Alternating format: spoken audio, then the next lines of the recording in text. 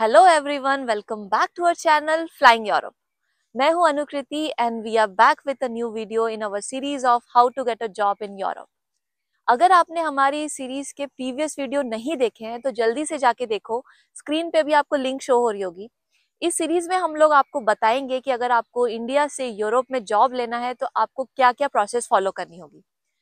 तो आज का जो ये वीडियो है इसमें हम लोग उन डॉक्यूमेंट्स के बारे में डिस्कस करेंगे जो कि बहुत इंपॉर्टेंट होते हैं जब आप बाहर पढ़ने जाते हो या फिर आप बाहर जॉब के लिए जाते हो।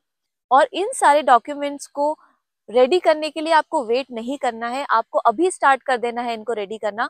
क्योंकि हम लोगों ने देखा है लोग जब वीजा एप्लीकेशन के लिए जाते हैं या फिर जब वो लोग उनको जॉब ऑफर आ जाता है तब वो जाके ये सारे डॉक्यूमेंट्स रेडी करने लगते हैं और उस वक्त पे काफी सारी प्रॉब्लम्स उनको फेस करनी पड़ती है जो कि हमने भी फेस की थी। तो हम लोग नहीं चाहते कि आप भी वो सेम प्रॉब्लम फेस करो। इसके लिए हम लोग आज ये वीडियो लेके आए हैं। So without any further delay let's start with the document number 1।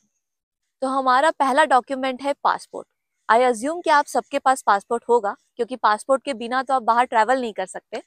But अगर आपने अभी तक अपना पासपोर्ट नहीं बनाया तो पहले जल्दी से जाके अपना पासपोर्ट बनाओ। अगर आपके पास पासपोर्ट है तो आपको क्या करना है, आपको उसकी एक्सपायरी डेट चेक करनी है। अगर आपका पासपोर्ट बहुत with in a year expire होने वाला है तो आपको उसको जल्दी से जल्दी रिन्यू कराना होगा।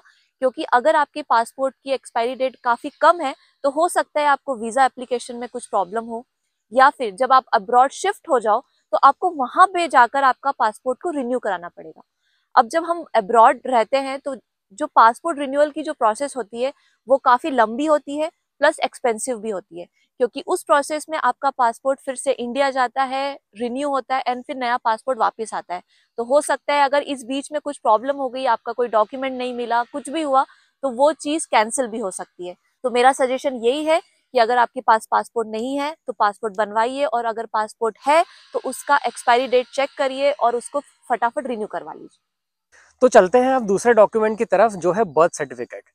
This is a very important document when you travel abroad.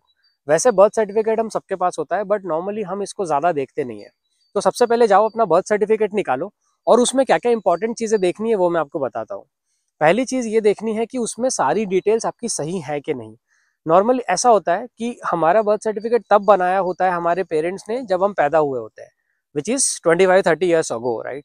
तो उसमें कई बार नाम गलत होता है क्योंकि हमारा सही नाम रखा ही नहीं होता है हमारे पेरेंट्स ने, या फिर उसमें और भी कुछ मिस्टेक्स हो सकती है। तो अपना बर्थ सर्टिफिकेट एक बार चेक करो कि उसमें सारी डिटेल सही है कि नहीं।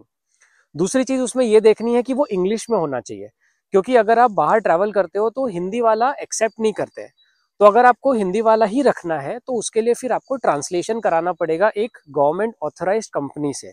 तो ट्रांसलेशन प्रोसेस थोड़ा लंबा भी होता है, मतलब शायद 2-3 हफ्ते लग सकते हैं उसमें, और वो एक्सपेंसिव भी होता है। सो आई वुड से कि अगर वो हिंदी में है तो नया बनवा लो, क्योंकि नया बनवाना काफ़ी चीप पड़ेगा। और वो आई थिंक अभी इतना प्रोसेस फास्ट हो गया है गवर्नमेंट का कि वो आपको 1 से 2 हफ्ते में मिल भी जाएगा। तो इस तरह से अपना बर्थ सर्टिफिकेट आप अब्रॉड जाने से पहले अभी ही रेडी रख लो। Now let's discuss the document number 3, जो कि है आपके एकेडमिक सर्टिफिकेट्स। एकेडमिक सर्टिफिकेट्स में आते हैं आपकी स्कूल की मार्कशीट्स, आपके ग्रेजुएशन की मार्कशीट, पोस्ट ग्रेजुएशन की मार्कशीट्स और आपकी डिग्री। वैसे तो हमारे पास ये सारे डॉक्यूमेंट्स होते हैं, लेकिन कभी कभी ऐसा होता है कि हम लोग डिग्री लेना भूल जाते हैं, जो कि मैंने किया था। मैंने जब वीजा एप्लीकेशन स्टार्ट किया तब मैंने अपनी डिग्री ली, और उसके लिए फिर मुझे अपने कॉलेज जाना पड़ा, एक्चुअली मुझे अपनी यूनिवर्सिटी जाना पड़ा। मैं किसी और सिटी में थी, फिर मुझे ट्रैवल करना पड़ा, तो काफी प्रॉब्लम आती है इन सब चीजों में। तो इसके लिए आपको अपनी डिग्री पहले ही लेके रखनी है, और अगर आपने अभी तक अपनी डिग्री नहीं अप्लाई करी है तो आप जल्दी से पहले अपनी डिग्री अप्लाई करो। क्योंकि हो सकता है आपको अपने यूनिवर्सिटी या अपने कॉलेज जाना पड़े अपनी डिग्री को लेने के लिए, तो वो जो सारा टाइम है वो हो सकता है आपको 1 महीना भी लग जाए। तो इसके लिए आप फटाफट अपनी डिग्री अप्लाई करो और डिग्री ले लो। Now the next documents are your all government IDs. Most importantly government IDs में मैं बताना चाह रहा हूँ पैन कार्ड, वोटर कार्ड और आपका आधार कार्ड। ये सारे डॉक्यूमेंट्स हमारे पास होते हैं, लेकिन इसमें इंपॉर्टेंट चीज़ ये देखना है कि सारे डॉक्यूमेंट्स में आपकी सारी डिटेल्स सेम होनी चाहिए। क्योंकि कई बार ऐसा होता है कि किसी में आपके नाम की स्पेलिंग में गड़बड़ हो गई, किसी में पापा के नाम की स्पेलिंग में गड़बड़ हो गई, किसी में आपके फर्स्ट नेम और लास्ट नेम के बीच में कुमार आ गया। ऐसी बहुत सारी छोटी छोटी प्रॉब्लम्स होती हैं, तो वो आप चेक कर लो। अगर किसी भी डॉक्यूमेंट में गलती है, कुछ मिस्टेक है, तो उसको ठीक करा लो। क्योंकि क्या होता है जब आप जैसे पासपोर्ट रिन्यू कराने जाते हो तो उस प्रोसेस में आपके डॉक्यूमेंट्स लगते हैं, और अगर आपने तत्काल में रिन्यूअल के लिए एप्लीकेशन डाला है तो उसमें एक डॉक्यूमेंट एक्स्ट्रा लगता है, मतलब शायद तत्काल में 3 डॉक्यूमेंट लगते हैं और नॉर्मल में 2 डॉक्यूमेंट लगते हैं। तो ये 3 डॉक्यूमेंट जब आप सबमिट करते हो तो वो सारी डिटेल्स वेरीफाई करता है, और उस प्रोसेस में अगर आपके डॉक्यूमेंट्स में मिसमैच हुआ तो फिर आपका तत्काल में रिन्यूअल हो नहीं पाएगा, और फिर आपको बहुत सारी प्रॉब्लम्स होंगी उस समय। और वो टाइम बहुत क्रिटिकल होता है क्योंकि आप उस समय वीज़ा अप्लाई करने के प्रोसेस में होते हो, या फिर अगर वहाँ पे टाइम कम है तो इन सारे डॉक्यूमेंट्स के पीछे आपको बहुत इश्यूज होते हैं। और ये डॉक्यूमेंट इसीलिए आप पहले से ही सेट कर लो। आपके सारे गवर्नमेंट आईडीज में नाम, डेट ऑफ बर्थ, पापा का नाम, मम्मी का नाम, ये सब सही होना चाहिए। So this was our document number 4। Now the next document is your marriage certificate. अगर आपके पास आपका मैरिज सर्टिफिकेट नहीं है तो आप जल्दी से जाके बना लो सबसे पहले तो, क्योंकि हो सकता है अगर आप न्यूली मैरिड हो तो हो सकता है आपके पास आपका मैरिज सर्टिफिकेट ना हो। अगर आपके पास आपका मैरिज सर्टिफिकेट है तो आप उसको चेक करो कि वो किस लैंग्वेज में है। जैसा कि हमने बर्थ सर्टिफिकेट के बारे में बताया कि अगर वो हिंदी में हुआ या फिर किसी और लैंग्वेज में हुआ तो आपको उसको ट्रांसलेट कराना होगा, एंड ट्रांसलेशन वाली प्रोसेस में भी काफी टाइम लगता है। तो आई वुड सजेस्ट कि या तो आप नया बनवा लो इंग्लिश में, और अगर आपको ट्रांसलेशन करवाना है तो वो वाली प्रोसेस भी स्टार्ट कर दो। क्योंकि अगर आप जब वीजा अप्लाई करते हो और आप चाहते हो कि आपकी वाइफ आपके साथ एज अ डिपेंडेंट जाए या फिर आपके हस्बैंड आपके साथ एज अ डिपेंडेंट जाए, तो ये डॉक्यूमेंट बहुत इंपॉर्टेंट होता है। तो जल्दी से जाओ और अपना डॉक्यूमेंट रिन्यू कराओ या फिर नया बनवा लो। Now the next is not the document but it is about the document. ये है हमारे डॉक्यूमेंट्स के लेमिनेशन के बारे में। हम में से बहुत सारे लोग क्या करते हैं कि अपने डॉक्यूमेंट्स को लेमिनेट करा लेते हैं। हम ये सोचते हैं कि डॉक्यूमेंट सेफ हो जाएगा, वाटर प्रूफ हो जाएगा, क्योंकि मेरे साथ भी यही हुआ था। मेरे पापा ने मेरे सारे डॉक्यूमेंट्स को लेमिनेट करा के रखा था। बट लेमिनेशन के साथ प्रॉब्लम क्या है, जब आप ट्रैवल करते हो अब्रॉड तो आपको अपने डॉक्यूमेंट्स को एपोस्टाइल कराना पड़ता है। अभी एपोस्टाइल क्या होता है वो बता देता हूँ, ज़्यादा डिटेल में नहीं जाऊँगा, उसके लिए एक सेपरेट वीडियो बाद में कभी बना दूंगा, लेकिन एक लाइन में ये बता देता हूँ कि एपोस्टाइल का मतलब ये होता है कि मिनिस्ट्री ऑफ एक्सटर्नल अफेयर आपको एक सर्टिफिकेट देती है, आपको एक प्रूफ देती है कि आपके सारे डॉक्यूमेंट जेन्युइन है। और वो प्रूफ कैसे देती है, आपके डॉक्यूमेंट के पीछे सील लगा के देती है। तो अगर आपके डॉक्यूमेंट के ऊपर लेमिनेशन होगा तो वो सील नहीं लगा पाएंगे। तो इस केस में आपको क्या करना पड़ेगा, आपको अपने डॉक्यूमेंट्स का लेमिनेशन निकालना पड़ेगा, और वो प्रोसेस में आपका डॉक्यूमेंट डैमेज भी हो सकता है। और अगर डैमेज हो गया तो फिर वो अप्रूव नहीं होगा, फिर आपको वो डॉक्यूमेंट दोबारा बनवाना पड़ेगा, and it's a long process again.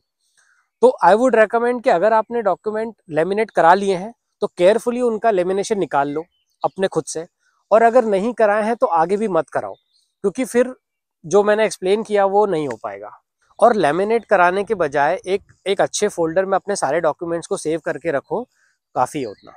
तो ये थे कुछ इंपॉर्टेंट डॉक्यूमेंट्स जो हम लोगों ने आपके साथ डिस्कस करे, Yes. एंड आई होप आपको ये वीडियो काफी इंफॉर्मेटिव लगा होगा।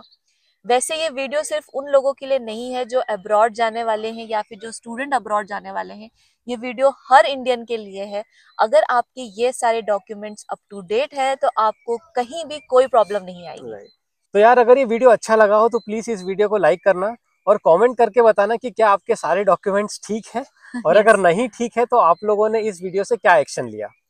और ये वीडियो अगर आपको लगता है कि किसी और के काम आएगा तो प्लीज़ उसको शेयर करो, और अगर आपने हमारे चैनल को सब्सक्राइब नहीं किया है तो please do subscribe to our channel. और हमारी इस सीरीज को फॉलो करते रहो, Yes. क्योंकि हम लोग और ऐसी इंफॉर्मेटिव वीडियोस लाते रहेंगे। राइट, क्योंकि ये हमारी सीरीज प्योरली डेडिकेटेड है how to get a job in Europe. तो अगर आपको यूरोप में जॉब चाहिए या नेदरलैंड्स में जॉब चाहिए तो ये वीडियो सीरीज आपके लिए बहुत ज़्यादा हेल्पफुल होने वाली है। यस। और जैसा कि हम लोगों ने हमारे फर्स्ट वीडियो में बोला था कि जब तक आपको मोटिवेशन नहीं मिलता आप कोई काम नहीं करते हो। तो अगर आप सब्सक्राइब नहीं करोगे तो राइट, हमको मोटिवेशन नहीं मिलेगा, और हम फिर वीडियो बनाएंगे तो थोड़ी एनर्जी कम लगेगी। राइट, तो प्लीज जल्दी से जाके हमारे चैनल को सब्सक्राइब सब्सक्राइब करो। करो। तो भाई मिलते हैं किसी दूसरे इंफॉर्मेटिव वीडियो में या फिर किसी दूसरे व्लॉग में। Till then take care of yourself and and see see you you in in the the next next video. Video.